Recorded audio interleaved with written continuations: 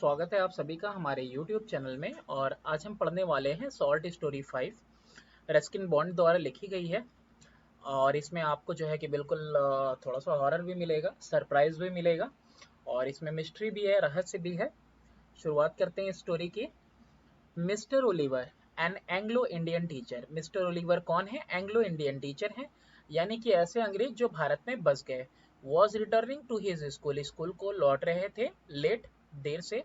One night, एक रात को, on the outskirt of the hill station of Shimla, यानी शिमला जो हिल स्टेशन है उसके आउटस्कर्ट यानी कि बाहरी छोर से। From before Kipling's time, Kipling's के समय से पहले। The school had been run on English public school line, कि ये जो अंग्रेजों मतलब जिस तरह से स्कूल चलाते थे उसी रेखा पे उसी हिसाब से ये स्कूल चल रहा था उस समय। एंड द बॉयज, और जो बच्चे थे, मतलब हर मीडियम होता है ना, माध्यम होता है कि स्कूल को किस तरह से चलाना है, तो कैसे चल रहा था, जैसे अंग्रेजों के स्कूल चलते थे वैसे चल रहा था इंग्लिश पब्लिक स्कूल लाइन पे। एंड द बॉयज, जो लड़के थे, most of them were from wealthy families, ज्यादातर अमीर घराने से थे। वोर ब्लेजर, ब्लेजर पहनते थे, वही coat type blazer. Caps and ties, यानी सर पे टोपी पहनते थे और टाई पहनते थे। Life magazine in a feature on India had once called it the Eton of the East. अब यहाँ पे एक मैगजीन यानी कि पत्रिका की बात हो रही है, तो इसको क्या कहा गया था इंडिया में, इंडिया के फीचर के हिसाब से इसको ही तारीफ की गई थी, इसको लिखा गया था ईटॉन ऑफ द ईस्ट। यानी कि ये क्या है ना, बहुत महंगा स्कूल है। जैसे ब्रिटेन में जो स्कूल है, ये ईटॉन स्कूल जो है कि ब्रिटेन में है, और ये काफ़ी महंगा स्कूल होता है। हर किसी के लिए पॉसिबल नहीं होता है यहाँ पे एडमिशन ले पाना, तो इसको ईटॉन ऑफ द ईस्ट कहा गया था इस विद्यालय को। Mister Oliver had been teaching in the school for several year, कई सालों से मिस्टर ओलिवर यहाँ पे पढ़ा रहे थे।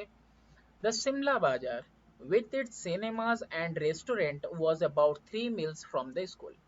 शिमला बाजार कितनी दूर है अपने सिनेमाज रेस्टोरेंट वगैरह के साथ? 3 मील दूर है स्कूल से।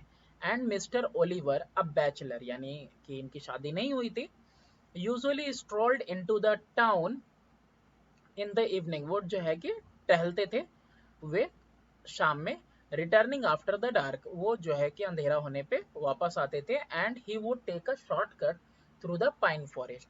पाइन बड़े बड़े लंबे लंबे पेड़ होते हैं, तो ये इस जंगल से, जंगल नहीं कह सकते हो, मतलब पाइन फॉरेस्ट का वो एरिया था, जाओगे तो दिखेगा ही। पहाड़ियों पे ये लंबे लंबे पेड़ होते हैं कॉनी फॉरेस्ट टाइप के, तो इन पेड़ों के बीच में से गुजरते थे, एक शॉर्टकट लेते थे, इसी तरीके का रास्ता जैसे दिख रहा है देखो। When there was a strong wind, the pine trees made sad, eerie sounds that kept most people to the main road. अब यहाँ पे ईरी साउंड मतलब होता है डरावने वाली। जब ये हवाएं चलती थी तो पेड़े सरसराती हैं, आवाज निकलती हैं, तो वो दुखी और डराने वाली आवाज निकालती थी, जिसकी वजह से ज्यादातर लोग इसके बीच से नहीं गुजरते थे। कहाँ जाते थे? मेन रोड पकड़ के ही चलते जाते थे। But mister Oliver was not a nervous और इमेजिनेटिव मैन। अब यहाँ पे मिस्टर ओलिवर जो है ना, देखो कैसे तारीफ की जा रही है उनकी, कि मिस्टर ओलिवर डरते नहीं थे और इमेजिनेटिव नहीं थे, मतलब ख्याली दुनिया वाले नहीं थे। ही कैरीड अ टॉर्च, उनके हाथ में एक टॉर्च होती थी। And its gleam the batteries were running down moved fitfully down the narrow forest path. अब यहाँ पे आप देखो क्या आ गया, यहाँ क्या आ गया, ग्लीम यानी कि जो उसकी चमक है, और जो बैटरीज है वो धीरे धीरे ऐसा लग रहा था जैसे कि कम हो रही थी, है ना। फिटफुली का मतलब है ऊपर नीचे हिल डुल रही थी, रास्तों के साथ जलबुज छलबुज टाइप का कर रही थी, हिल रही थी, है ना। जंगल में जैसे उबड़ खाबड़ रास्ते हैं वैसे ही उनकी टॉर्च जा रही है। When it's flickering light fail in the figure of a boy. अब ये जो फ्लिकरिंग लाइट है यानी कि टिमटिमाती हुई जो रोशनी है, जलती बुझती हुई वाली, वो पड़ी किसके ऊपर? एक लड़के के ऊपर पड़ी। फिगर ऑफ द बॉय, लड़के देखने में लड़का लगा। Who was supposed alone on a rock, जो कि ये था कि वो क्या था, सिटिंग अलोन, एक वो जो है अकेला बैठा हुआ था पत्थर के ऊपर। मिस्टर ओलिवर स्टॉप्ड, तो मिस्टर ओलिवर क्या किए? रुक गए। Boys were not suppose to be out after dark, रात होने के बाद बच्चों को सपोज नहीं किया जाता था कि ये कोई लड़का बाहर रहेगा, मतलब होना नहीं चाहिए, है ना। ये रहा बच्चा, इसके ऊपर कैप नहीं है, एक्चुअली में उसके ऊपर कैप थी। What are you doing out here boy, यहाँ पे तुम क्या कर रहे हो बेटा, ए लड़के। Asked mister Oliver sharply, sharply का मतलब तीखे रूप से उन्होंने पूछा। Moving closer so that he could recognise the miscreant, इस शरारती बच्चे को, बदमाश बच्चे को ये पहचान सके, इसके लिए उन्होंने क्या किया, नजदीक गए। मिसक्रिएंट क्यों यूज किया गया है, रात को बच्चे अकेले बाहर नहीं घूमते हैं। But even as he approach the boy, जैसे ही वो आगे बढ़े बच्चे की तरफ, mister Oliver sense that something was wrong, mister Oliver को अब महसूस हुआ कुछ तो गड़बड़ है रे बाबा।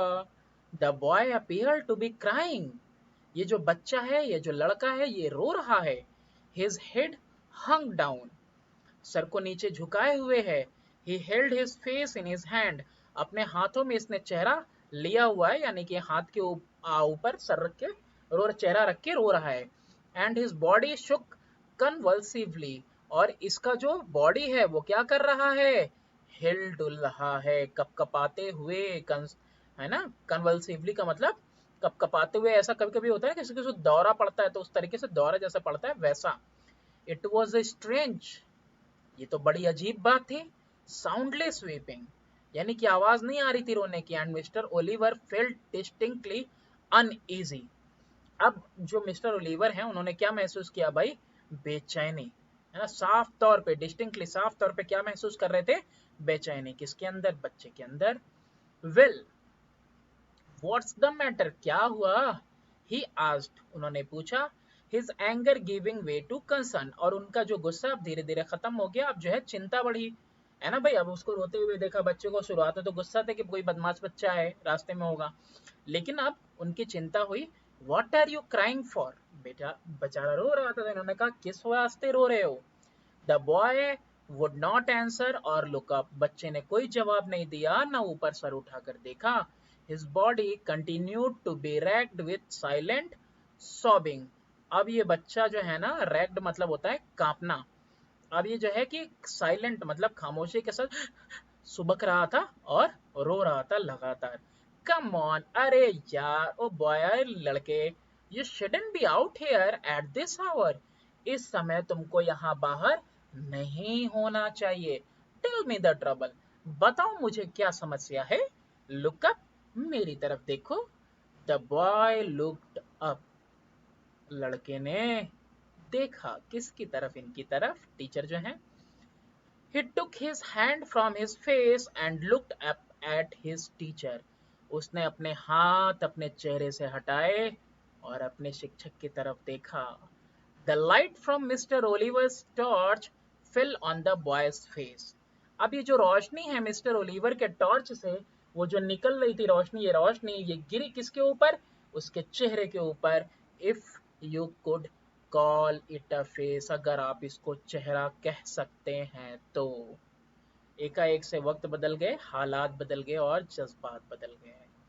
इट हैड नो आईज, कोई आंखें नहीं थी, नो ईयर्स, कोई कान नहीं थे, कोई नाक नहीं थी, नो माउथ, कोई मुंह नहीं था, इस तरह से फेस था बच्चे का।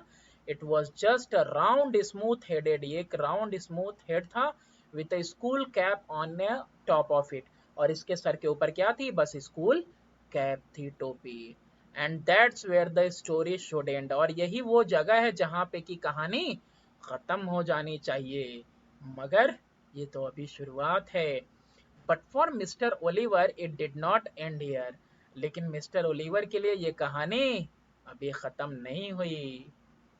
The torch fell from his trembling hand, कांपते हुए हाथों से टॉर्च गिर गया।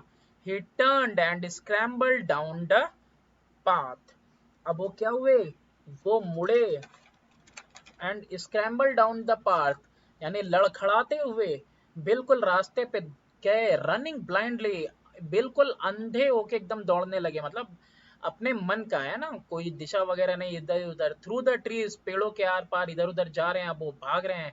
एंड कॉलिंग फॉर हेल्प, और मदद के लिए चिल्ला रहे हैं, है ना, बिल्कुल हक्का बक्का हो जाता है आदमी। He was still running toward the school building when he saw a lantern swinging in the middle of the path.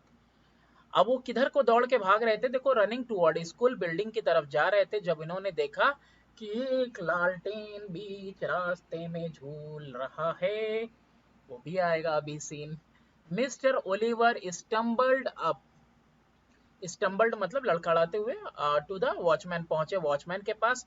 Gasping for breathe मतलब हाँफ रहे थे, सांस नहीं ली जा रही थी, है ना, हाँफते हुए। व्हाट इज इट साहिब, क्या बात है साहिब? आज द वॉचमैन, वॉचमैन ने पूछा, क्या होगा? Has there been an accident, क्या कोई घटना हो गई, दुर्घटना? व्हाई आर यू रनिंग, आप दौड़ क्यों रहे हैं? I saw something, something horrible, a boy weeping in the forest and he had no face. मैंने कुछ देखा, कुछ देखा, क्या देखा? एक डरावना बच्चा, भयानक बच्चा रो रहा है जंगल में, और उसके उसका कोई चेहरा नहीं है। नो फेस, कोई चेहरा नहीं साहेब। No eyes, nose, mouth, nothing, कोई आंखें, कोई नाक, कोई मुंह, कुछ भी नहीं था। Do you mean it was like this साहेब, क्या आप कहना चाहते हैं वो चेहरा ऐसा था साहेब? आस्क द वॉचमैन, वॉचमैन ने पूछा। And raised the lamp to his own face, और लालटेन ऊपर किया खुद के थोबड़े की तरफ। The watchman had no eyes, उस वॉचमैन की भी कोई चौकीदार की आंखें नहीं थी, ना कोई कान थे, ना कोई इवन आईब्रो भी नहीं थी, भौं भी नहीं थे। And that's when the wind blue the lamp out, और एक हवा के झोंके ने इस लालटेन को बुझा दिया। स्टोरी यहीं पे एंड होती है। तो अभी इसके बाद क्या हुआ होगा किसी को नहीं पता, ऐसे में तो हार्ट फेल हो जाएगा, मर जाएगा आदमी, but this was the story. और काफी अच्छा मतलब इसको दर्शाया है। इवन वॉचमैन आता है तो लगता है कि हाँ कोई उम्मीद आ गई, लेकिन इवन पता चलता है कि ये भी बिल्कुल उसी के जैसा था। Thanks for watching, do subscribe and share my channel.